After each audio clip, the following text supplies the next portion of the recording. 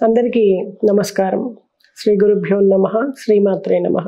కాల సర్పదోషం అందరము వింటూ ఉంటాం ఈ మాటని. మరి కాల సర్పదోషం ఉన్న వాళ్ళకి నిజంగా ఆర్థిక ఇబ్బందులు ఉంటాయా? ఈ విషయాల గురించి మనం ఈ వీడియోలో తెలుసుకుందాం.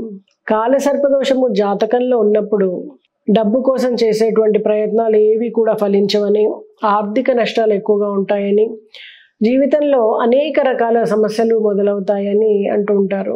మరి దీనికి పరిహారంగా ప్రతిరోజు కూడా భైరవాష్టకం చదవడము, భైరవుణ్ణి పూజించడము అనేది చక్కటి పరిహారం.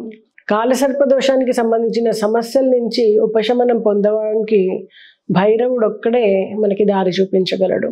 కాలసర్పదోషాన్ని తొలగించడానికి ప్రతి బుధవారం కూడా ఒక నల్లని బట్ట తీసుకొని మినపప్పు లేదా శనగలు, రాహు మంత్రాన్ని జపించి ఈ శనగల్ని కానీ మినపప్పుని కానీ మూట కట్టి అవసరమైనటువంటి వ్యక్తికి దానం చేయడం ద్వారా మనకి చక్కటి ఉపశమనం కలుగుతుంది.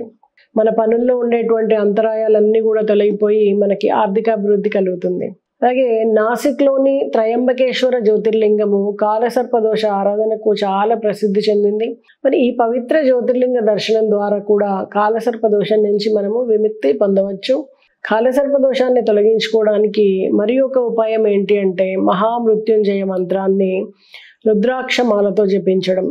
మహామృత్యుంజయ మంత్రంతో రుద్రాక్షమాలతో జపం చేసిన తర్వాత ఆ రుద్రాక్షల్ని ఆ మాల నుంచి విడదీసి అవన్నీ కూడా అర్చన రూపంలో స్వామికి సమర్పించడం. ఆ తర్వాత అవి ఇబ్బందుల్లో ఉన్న వాళ్ళకి కానీ లేదా ఎవరికైతే నమ్మకం ఉంటుందో అలాంటి వాళ్ళకి ఆ రుద్రాక్షల్ని ఇవ్వడం ద్వారా మనకి చక్కటి పరిహారం ఏర్పడి మన జీవితంలో ఉండేటువంటి అడ్డంకులు తొలగడంతో పాటు ఆర్థికాభివృద్ధి కలుగుతుంది అని చెప్పేసి మన శాస్త్రాలు చెప్పడం జరిగింది.